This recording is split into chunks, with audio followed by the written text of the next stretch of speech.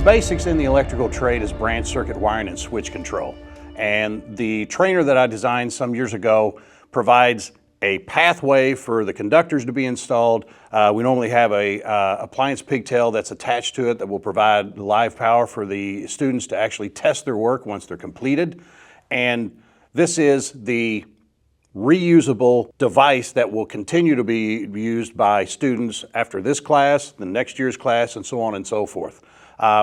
We actually provide and sell these trainers, or you can actually build them yourselves. Although we have sold lots of them because a lot of schools would prefer the students to be able to directly start into wiring rather than actually constructing the trainers when they first get into it.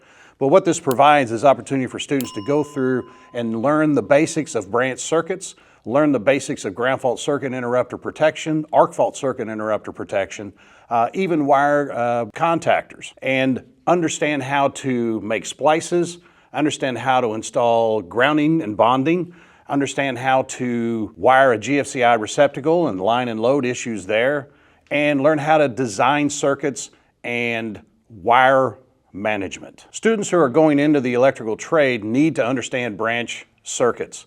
Article 210 of the National Electrical Code dictates how branch circuits are installed, and students need to understand how all that works, what are the requirements for it, how to install three-way switches, four-way switches, and understanding that is really entry-level portions of our trade where the students will more than likely be getting into that part of it within their first or second year of apprenticeship.